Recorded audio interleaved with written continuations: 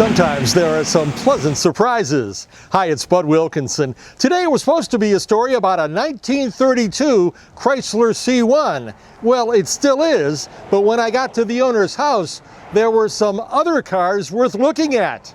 Over the years, Frank Swarbrick of Stratford, Connecticut has owned and restored dozens of classic cars. His current stable includes a 1932 Chrysler C1 model, but he also has in his garage a 1941 Studebaker Champion and a 1968 Volkswagen Beetle. How long have you been collecting, and how many classic cars have you owned? I've been collecting since actually 1971 when I got out of the service, and I've owned approximately 53 cars. Why so many? Are you just, do you just see it and buy it? I like to use my hands, and if I finish a car, I want something else to work on. So I sell that, buy another one that's a junk, and start fixing that one up. And I get rid of that one, I buy another one. My Ride first spotted Swarbrick's 93-year-old Chrysler at a car show in Fairfield in early June and had to learn about it. He bought it approximately 12 years ago. It's powered by a flathead 6-cylinder engine, has suicide doors, spare tires recessed in its front fenders, and a springing gazelle hood ornament. The fella that I got it from had taken it out of a barn in Bridgeport, and it was a total wreck. He started the restoration, got it part of the way, and then I completed it. What's the appeal of this car to you? It's a gangster car.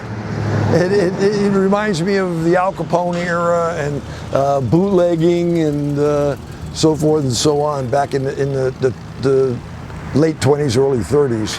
I want you to know this is not real. Swarbrick even has a toy Tommy gun made out of metal and wood to complete the Chrysler's gangster image. I have a picture of a friend of mine's daughter. I drove her to her wedding with this car, and I have her stand outside the car with the Tommy gun saying, "I'm going to get my man," in her wedding gown. It was kind of neat. Chrysler introduced the C1 model for the 1932 model year. Before that, it had the Series 60 and Series 70 models. Those numbers referred to the car's top speeds. It drives like a dream. It floats. It's on knuckle shocks. They're called Houdali shocks. They're actually a round cylinder with an arm on it that goes up and down with hydraulic pressure. The restoration of the Chrysler did take some hard work and ingenuity. The antlers on the Gazelle were broken, so I sent this out to a foundry, and they remade the Gazelle and extended the antlers out and then ground them for me so that it would look the exact same. They took pictures of it and all so that it would look the exact same. It was made out of pewter, so I had it chrome plated. I had two of them made because I didn't know whether or not the plating was going to soften the metal, and it worked out perfect. The wooden spokes were another issue. They are white oak, straight grained, and they're actually stronger than the steel rims were. They take an even load better.